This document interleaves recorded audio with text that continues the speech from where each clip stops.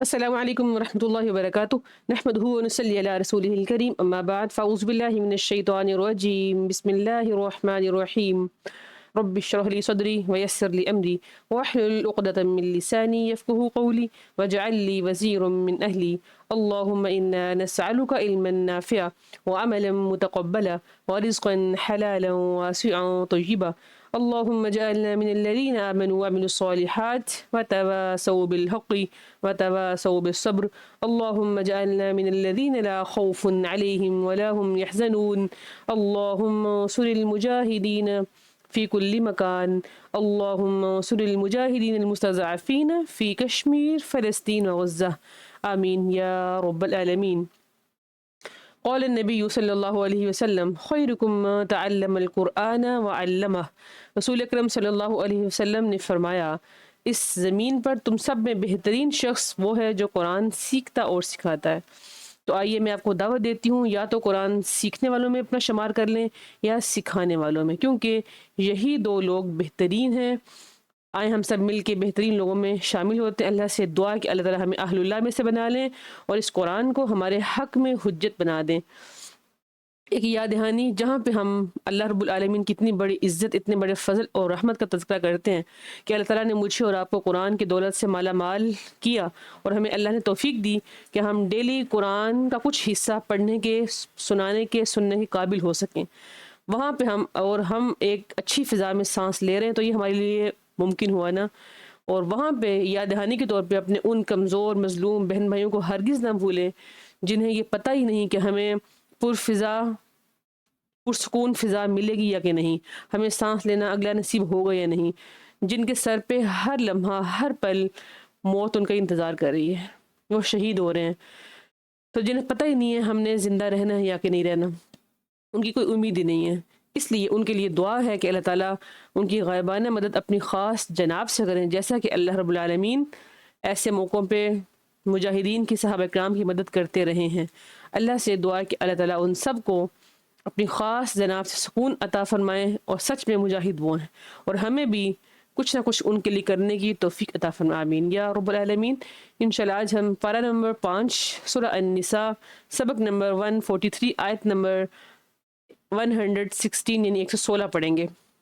آپ کو یاد ہے کہ کل کے سبق میں ہم نے پڑھا تھا نجوہ کے بارے میں، دیکھا تھا یعنی سرگوشی، کیسی سرگوشی کرنا جائز ہے اور کیسی سرگوشی کرنا جائز نہیں ہے. وہ سرگوشی جہاں پہ صدقے کا حکم دے، باہمی اخوت کا اور آپس میں بھائی چارے کا، یا کسی کے بیچ میں صلح کروانا ہو، یا معروف کا بھلائی کا حکم دینا ہو، ایسی سرگوشیاں، ایسی میٹنگ، ایسی پارلیمنٹس بنانا، ایسے لوگوں کو جمع کرنا، گیدرنگ کرنا، یہ جائز ہے.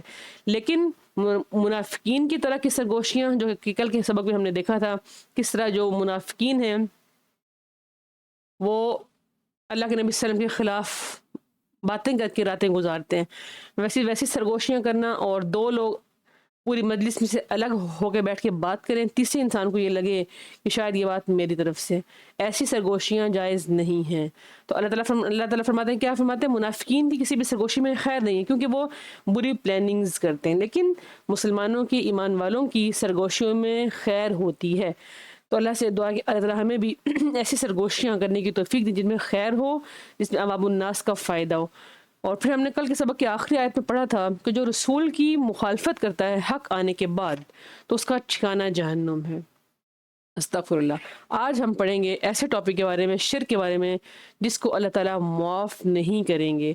اللہ کی رحمت اور بات ہے، اللہ تعالیٰ کی رحمت جوش میں آئے تو کیا سے کیا نہیں ہو جاتا، لیکن اللہ تعالیٰ فرماتے ہیں کہ میں شرک کو کبھی بھی معاف نہیں کروں گا، اس کے علاوہ باقی تمام گناہ معاف کر دیے جائیں گے.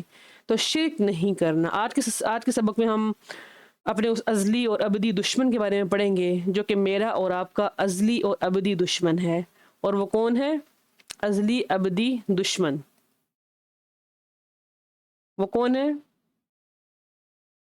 شیطان، جس نے ہمارے رب سے یہ وعدہ کیا ہوا ہے کہ میں نے آپ کے بندوں کو بہکانا ہے، پھسلانا ہے، ان کو میرے راہ راست سے ہٹانا ہے.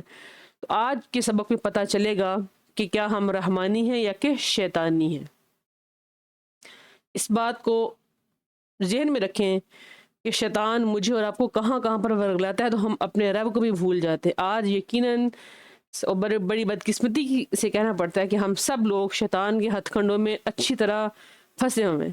اللہ سے دعا کہ اللہ تعالیٰ ہمیں خاص جناب سے شیطان کے ہتھ کنڈوں سے اپنی خاص امان میں رکھیں، آمین یا رب العالمین۔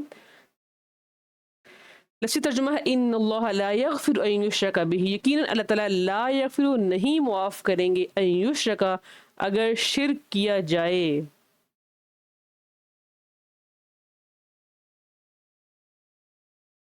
بھی اس کے ساتھ، ویغفر اور وہ معاف کر دیتے ہیں ما دون ذالک جو اس کے علاوہ ہے، ما کا مطلب ہے جو، دون علاوہ ہے اس کے، ذالک اس کے، لمن یشاء جس کے لیے چاہے، شرط یہ ہے کہ جس کے لیے اللہ چاہیں گے اس کو بس معاف کریں گے۔ یعنی اللہ کی رحمت کس قدر بڑی چیز، اللہ کی رحمت مانگنے کی بڑی ضرورت ہے۔ اللہ کی رحمت جوش میں آئے تو انسان کیسے جہنمی سے جنتی بن سکتا ہے۔ ومن یشرک اور جو کہ شرک ٹھہرائے گا اللہ کے ساتھ، فقط تو یقیناً ضل ضلالا بعیدا وہ کھو گیا دور کی گمراہی میں، وہ چلا گیا دور کی گمراہی میں۔ بعیدہ کہتے ہیں دور، اور وہ دور کی گمراہی کون سی ہے؟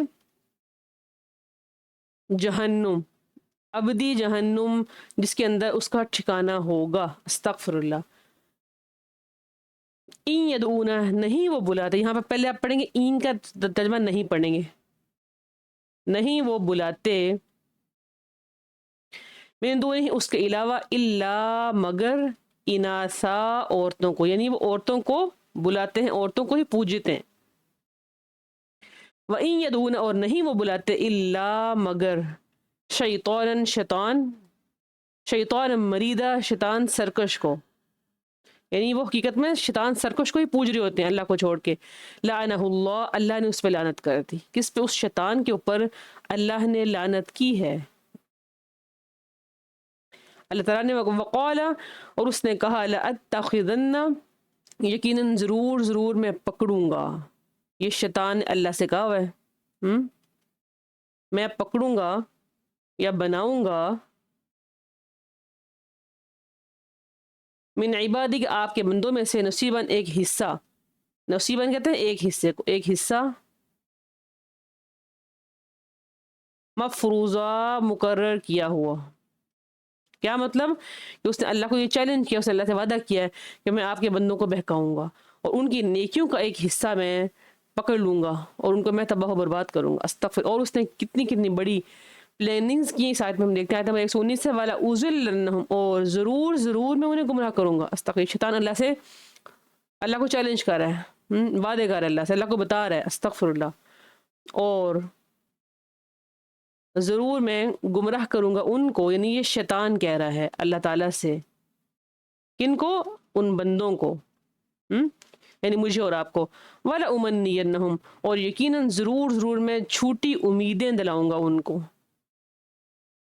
جھوٹی امیدیں، امیدیں، لمبی زندگی کی امید، خواہش کہ میرا اتنا بینک بیلنس ہو، میں اتنا امیر بن جاؤں راتوں رات، یہ سب شیطان کی طرف سے جھوٹی امیدیں ہوتی ہیں۔ وَلَا آمُرَنَّهُمْ اور یقیناً ضرور ضرور میں حکم دوں گا ان کو، فَلَا يُبَتِّكُنَّ تو یقیناً ضرور ضرور، یہ آپ نے ہر ورڈ سے دل لگانا ہے، یہاں پہ جگہ کم ہے تو میں یہ ضرور کا ورڈ بیچ میں سے کٹ کر رہی ہوں، لیکن آپ کو انہیں لکھنا ہے۔ فَلَا يُبَتِّكُنَّ تو یقیناً ضرور ضرور وہ کاٹیں گے یا وہ چیریں گے، آذان الانام کان چوپاؤں کے، کان چوپاؤں کے، فَلَآمُرَنَّهُمْ یعنی میں ان کو حکم دوں گا تو ایسا کریں گے۔ استغفر اللہ۔ فَلَيُغَيِّرُنَّ خَلْقَ اللَّهِ تو یقیناً ضرور ضرور وہ بدلیں گے، خلق اللہ اللہ کی پیدائش کو، جو اللہ نے ان کی پیدائش بنائی، جیسے اللہ نے ان کو پیدا کیا، وہ اس کو چھوڑ کے اپنی مرضی کی پیدائش میں تبدیل ہونا چاہیں گے۔ آج ہمارے معاشرے میں یہ چیز عام ہو چکی۔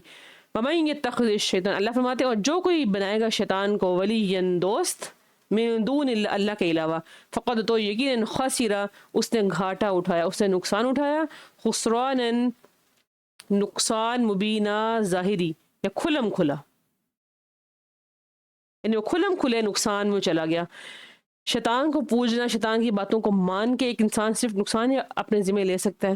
یعید اللہ فرماتے ہیں یعیدہم وہ وعدہ دیتا ہے ان کو، یعنی وہ اللہ فرماتے ہیں وہ بندوں سے وعدہ کرتا ہے وہ وعدہ دیتا ہے ان کو، کن کو؟ اللہ کے بندوں کو۔ وَيُمَنِّ نہیں، اور ان کو جھوٹی امیدیں دلاتا ہے۔ وَمَا يَعِدُهُمُ الشَّيْطَانُ اور نہیں وعدہ دیتا ان کو شیطان، الا مگر غرورا دھوکے کا، یعنی انسان کا وعدہ، شیطان کا وعدہ صرف دھوکے کا ہی ہے۔ انسان صرف انسان سے جھوٹے اور دھوکے اور فریب والے وعدے کرتا ہے، اس لیے رحمانی نہیں بننا، انشاءاللہ رحمانی بننا ہے، شیطانی نہیں بننا ہے انشاءاللہ۔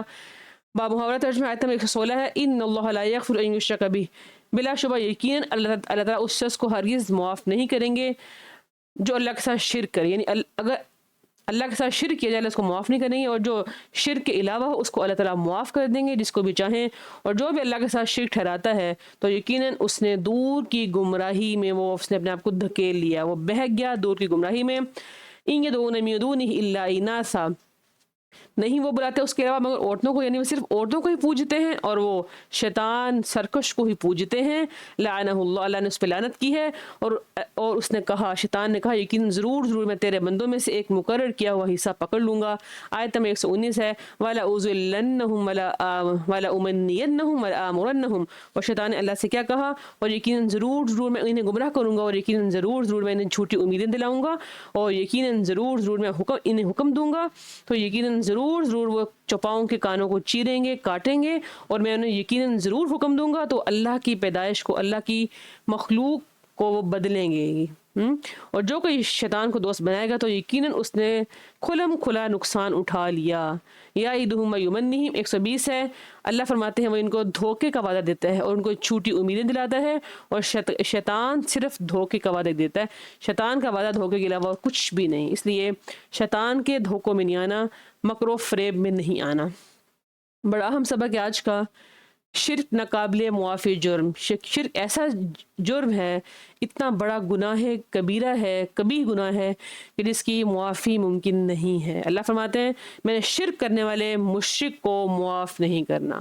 مشرک کون ہے؟ جو شرک کرتا ہے اللہ کے ساتھ، یعنی شرک کی چھوٹی سی مثال ایسے کہ جو کام اللہ کے ہیں صرف اللہ نے کرنے ہیں، ہم کسی اور انسان سے اس کی توقع لگائیں، امید لگائیں کہ مجھے فلاں چیز وہ دے دے گا جو کہ اللہ نے دینی ہے، اللہ کے علاوہ کوئی دے سکتا ہی نہیں ہے، تو میں اللہ کے بیچ میں اسے کیوں لے کے آتی ہوں؟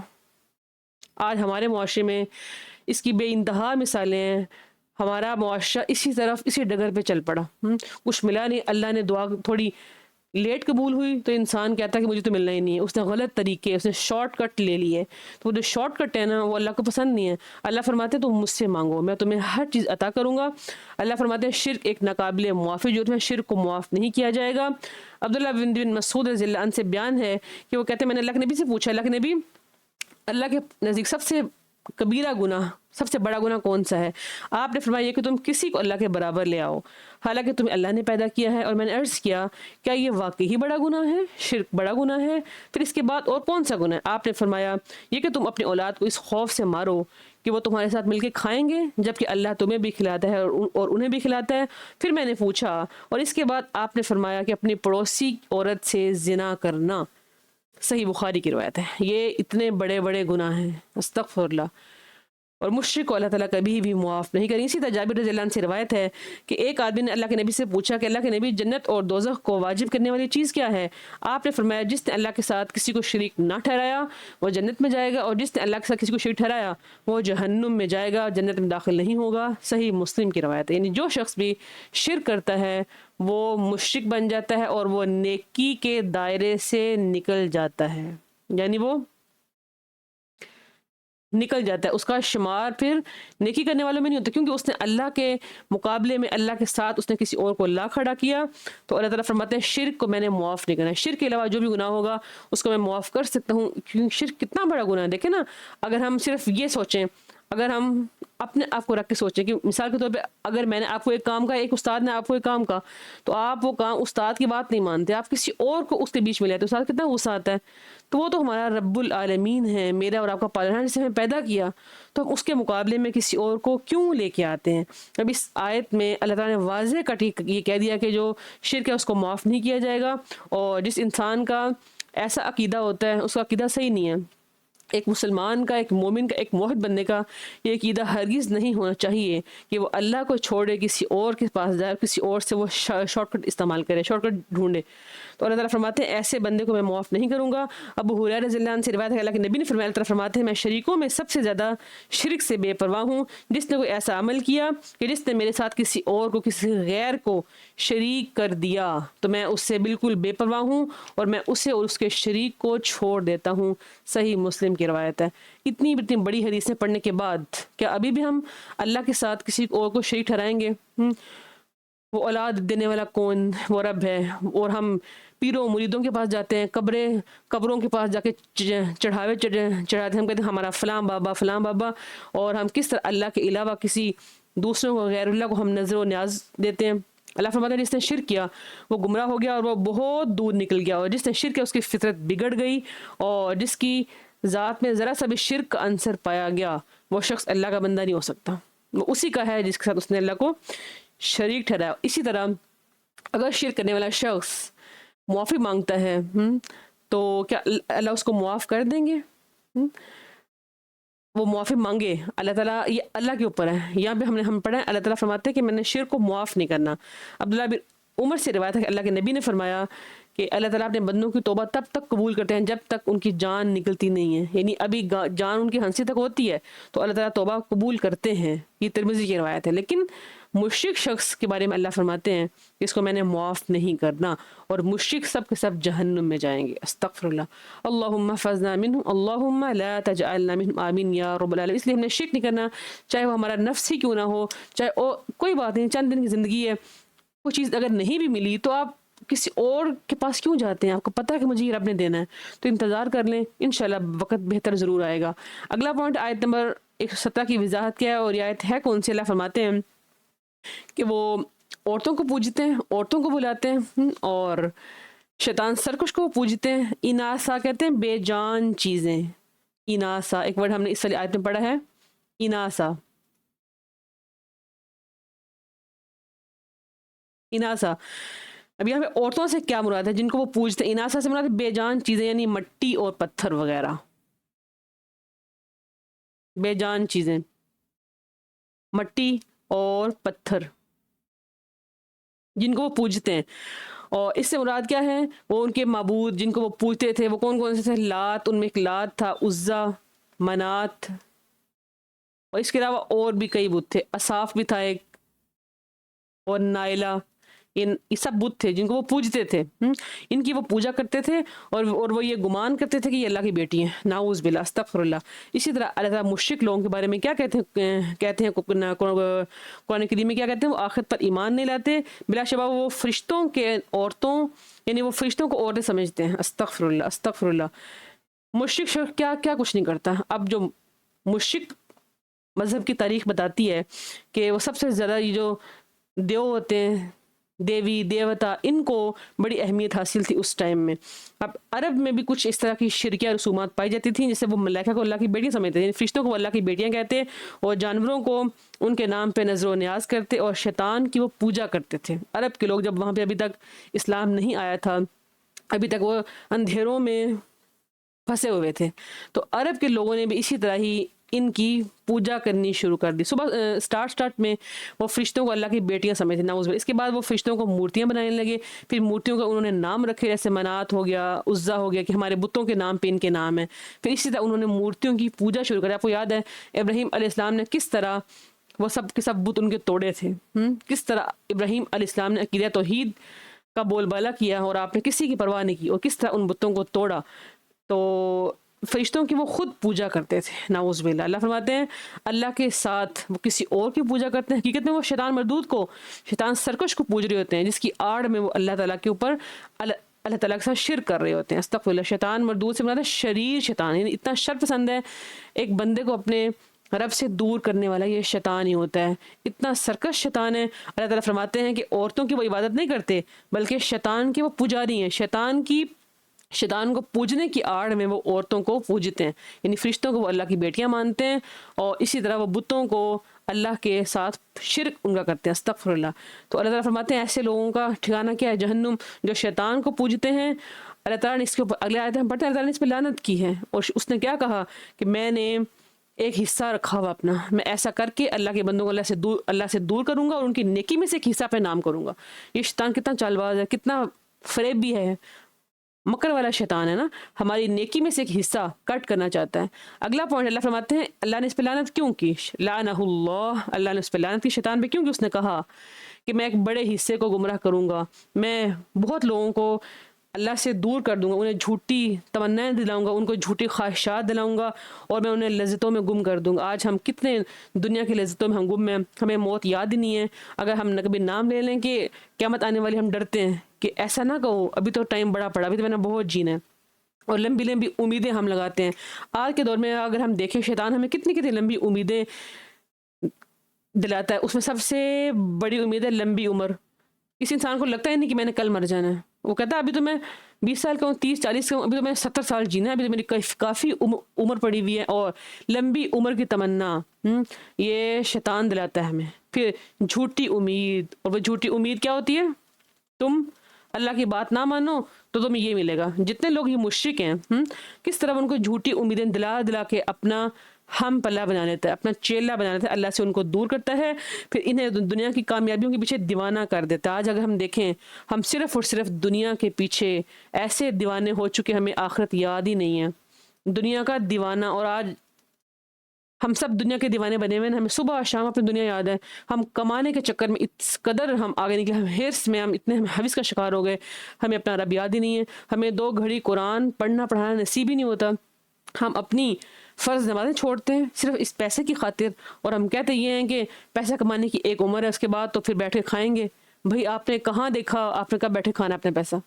اللہ تعالیٰ نے جو مجھ پہ اور آپ پہ روز مرہ کے کچھ فرائض عائد کیے ہوئے ہیں، نمازیں ادا کرنا اور قرآن کریم کی تلاوت کرنا، اور اس کے علاوہ اور بھی بہت کچھ، ان کا ہم سے سوال ہوگا۔ اللہ فرماتے ہیں شیطان نے اس بات کا بیڑا اٹھا لیا، اس شان اللہ سے وعدہ کیا، اللہ کو اس نے چیلنج کیا کہ میں آپ کے بندوں کو برابر بہکاتا رہوں گا، ان حق سے مٹا دوں گا، اور میں ان کو حق سے الگ کر دوں گا، کیونکہ اللہ کے ساتھ اس نے یہ دشمنی کی ہوئی ہے۔ اللہ کے ساتھ دشمنی وہ بندوں کے ساتھ دشمنی نکالتا ہے اور ہمیں پتہ بھی نہیں چلتا، اور مقرر حصہ اس نے ہماری نیکی میں سے ایک رکھا ہوا ہے۔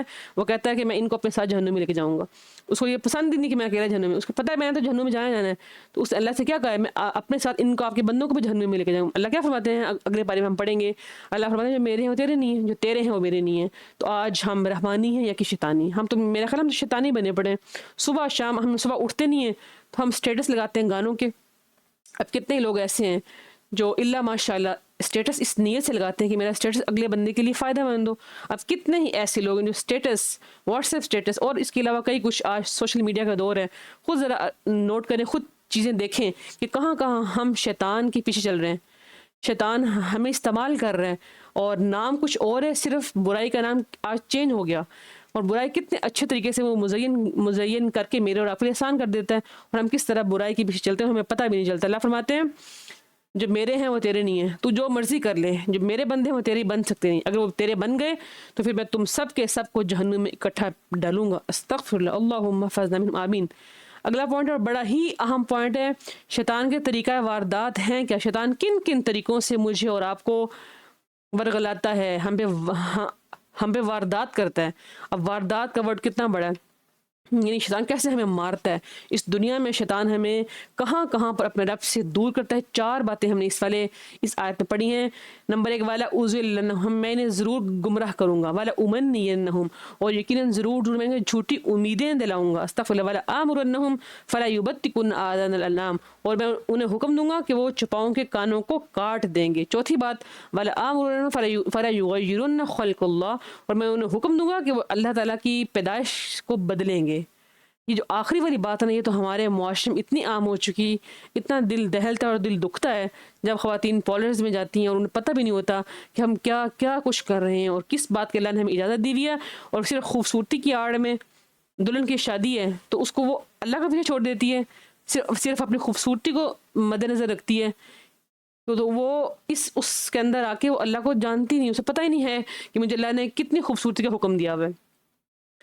تو شیطان اصل میں ہمیں ہم پہ واردات کر رہا ہوتا ہے، ہمیں گمراہ کر رہا ہوتا ہے، ہمیں اپنے اپنے ہتھ کنڈے میں، اپنے پاس، اپنی گود میں بٹھا رہا ہوتا ہے اور ہمیں پتہ بھی نہیں چلتا۔ ہم اس آیت میں 4 باتیں واضح ہیں، 4 طریقوں سے شیطان ہم پہ حملہ کرتا ہے، 4 طریقوں کے ساتھ۔ انشاءاللہ آیے پڑھنے کے بعد ہم نے دیکھنا ہے کہ ہم نے ان 4 طریقہ واردات سے اپنے آپ کو حد الامکان بچنے کی کوشش کرنی، اللہ سے دعا کرنی ہے کہ اللہ تعالیٰ مجھے شیطان کے ان ہتھ کنڈوں سے اپنی امان میں رکھیں۔ اضلال کہتے ہیں گمراہ کرنا۔ اس میں جو سب سے پہلا ہم نے ایک طریقہ پڑھا، وہ ہے اس نے کہا میں انہیں گمراہ کروں گا، یعنی اضلال، میں انہیں گمراہ کروں گا یعنی برے عقیدے دلانا، عقیدے سے ہٹا دینا، انسان کو صحیح عقیدے سے پھیر دینا۔ اور شیطان کی سب سے بڑی خواہش یہ ہے کہ میں ان کو اسلام سے ورغلا دوں، پیچھے کر دوں۔ ابو ہریرہ رضی اللہ عنہ نے بیان کیا کہ اللہ کے نبی نے فرمایا تم میں سے کسی کے پاس شیطان آتا ہے تو اس کے دل میں یہ سوال پیدا ہوتا ہے کہ فلاں چیز کو کس نے پیدا کیا، فلاں کو کس نے پیدا کیا، فلاں کو، اور آخر میں وہ یہاں تک پہنچتا ہے کہ خود تمہارے رب کو کس نے پیدا کیا۔ جب کسی شخص کے بارے میں دل میں ایسا وسوسہ آئے تو وہ اسے جان لینا چاہیے کہ شیطان کی طرف سے ہے اور وہ شیطانی خیال کو چھوڑ دے اور جھٹک دے اور تھوک دے۔ صحیح بخاری کی روایت ہے۔ اب ہم جب نماز پڑھ رہے ہوتے ہیں ہمارے دل میں کہاں کہاں سے خیال، اور یقین من آج کی جو یوتھ ہے، جو نوجوان نسل ہے، جب ہم ان کو اسلام کی طرف لے کے تو وہ پہلے سوال یہ کرتے ہیں اللہ کو کس نے پیدا کیا، اللہ ہے کہاں، اللہ ہمیں نظر کیوں نہیں آتا۔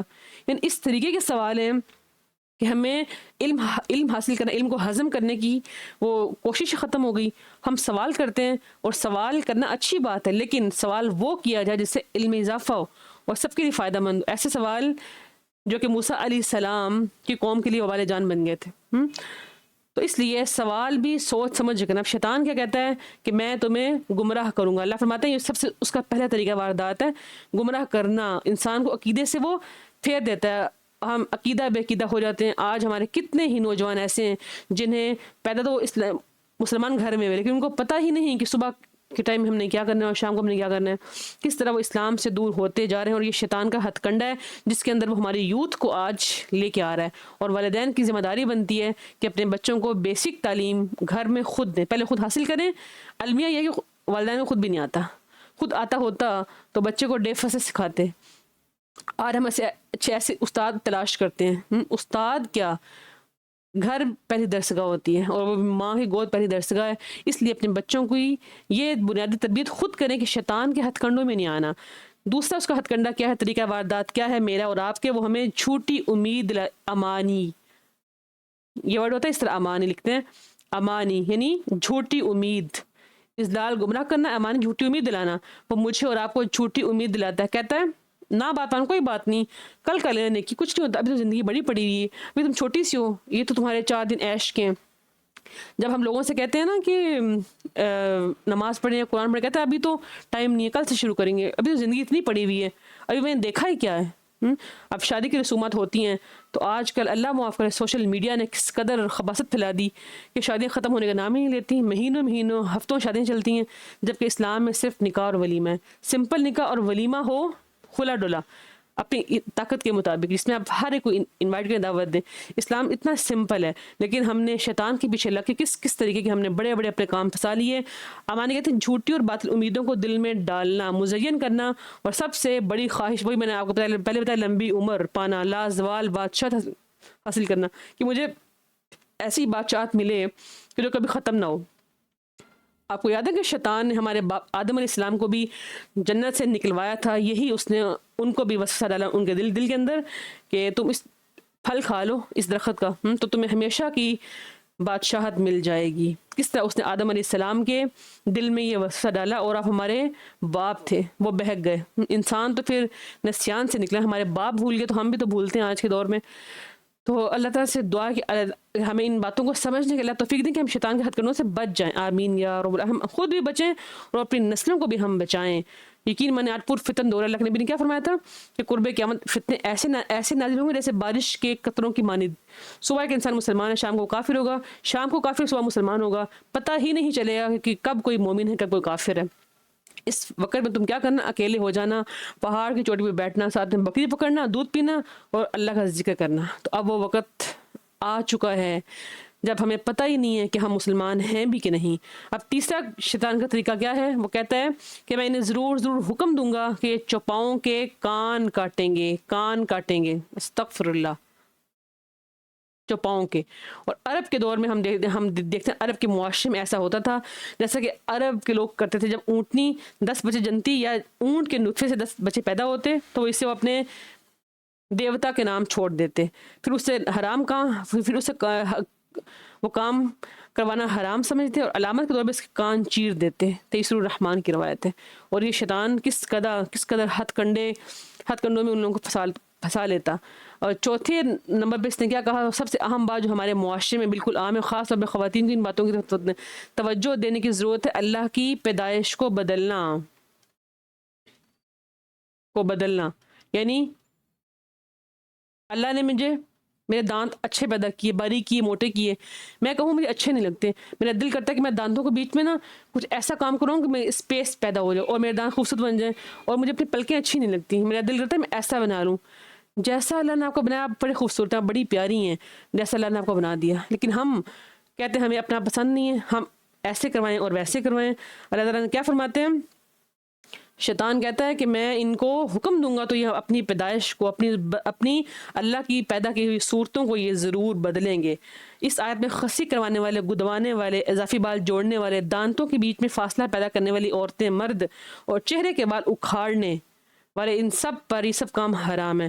اب عورتوں کو بانجھ کرنا اور مردوں کی نسبندی کرنا, استغفر اللہ, یہ بھی یہی ہے کہ اللہ کی پیدائش کو بدلنا, اللہ کی بنائی ہوئی صورت کو تبدیل کرنا. اور مردوں کا داڑھی مڈوانا, سر پہ مصنوعی بال لگوانا, دانتوں کو باریک کرنا, اور عورتوں کو فطری لحاظ سے ہٹا کر مردوں کی صف میں لا کھڑا کرنا, یہ سب کچھ اسی زمرے میں آتا ہے. اور یہ شیطان ہمیں کہاں کہاں سے بہکاتا ہے ہمیں پتہ بھی نہیں چلتا. اور وہی بات جو میں نے آپ کو پہلے کہی تھی کہ اس کا طریقہ واردات ہے. آج دلہن جب پولر میں جاتی ہے تو اپنا کیا کچھ نہیں کرواتی. آپ سب سمجھدار ہیں, خود سمجھیں. اس لیے تعلیم حاصل کریں کہ ہمیں اللہ نے کتنی اجازت دی, ہم اپنی خوبصورتی کس حد تک کر سکتے ہیں, اور اللہ نے ہمیں کیا لمٹ دی ہے. ہم اس لمٹ کو کراس نہیں کر سکتے. اگر ہم وہ لمٹ کراس کریں گے تو کل ہمیں اللہ کے ہاں جواب دینا پڑے گا. اس جواب دہی کے احساس سے اللہ کے لیے اس آیت کو سمجھیں اور شیطان کے طریقوں کو سمجھیں کہ شیطان کہاں سے مجھے اور آپ کو ورگلاتا ہے. پھر ہم آگے دیکھتے ہیں آیت, اس نے کہا میں ان کو جھوٹی امیدیں دلاؤں گا, اور اس کی خواہش کیا ہے, میں ان کو مکر و فریب میں لا کے اس جال میں ان کو پھنسا کے آخر میں ان کو جہنم لے جاؤں. اور اس کا انجام کیا ہے, جہنم. وہ مجھے اور آپ کو یہاں پر لے کے آنا چاہتا ہے. یہ سارے کام دلوا کے کہتا ہے ان کو میں اپنے ساتھ جہنم لے کے, ابدی جہنم, ایسی جہنم جس سے کبھی نکلنا نہ ہو. اور آپ کو پتہ ہے ہم قرآن کریم میں پڑھتے ہیں کہ اس دن وہ کہے گا میں نے تو بس تمہیں کہا تھا, تم نے میری بات کیوں مانی, میں خود اپنی پرواہ نہیں کر سکتا, میں بھی جا رہا ہوں جہنم میں, تم بھی جاؤ میرے ساتھ جہنم میں. اسی خواہش ہی. اس لیے آج رحمانی بن جائیں, اپنے رب کی طرف آ جائیں, شیطان کے ان ہتھ کنڈوں سے نکل جائیں. اللہ سے دعا کہ اللہ تعالی ہم سب کو ان طریقوں کو سمجھنے کی توفیق دے. آمین. اگلا پوائنٹ ہے اور آخری پوائنٹ ہے آیت 120 میں. کیا اللہ فرماتے ہیں, شیطان ان کو جھوٹے وعدے دیتا ہے اور جھوٹی امیدیں دلاتا ہے, اور شیطان کا وعدہ صرف دھوکے کا ہے. وہ سبز باغ پیش کرتا ہے ہمارے سامنے, ہمیں کہتا ہے ایسا نہ کرو, آج چھوڑ دو کل کر لینا, تم یہ نہ کرو تمہیں وہ ملے گا, ایسے کرو, حرام پیسے کماؤ. آج کے دور میں کتنے طریقے ہیں حرام پیسے کمانے کے. سوشل میڈیا کا دور ہے, نوجوان صبح شام کرتی ہے زیادہ پیسے کمانے کی خاطر, آن لائن ٹریڈنگ کرنا, کتنی ایپس نکل آئیں, یہاں کرنا وہاں. اس لیے ان تعلیمات کو سمجھیں, پہلے پوچھیں, علماء سے پوچھیں کیا یہ طریقہ جائز ہے پیسے کمانے کا, ارننگ کا, یا کہ نہیں جائز.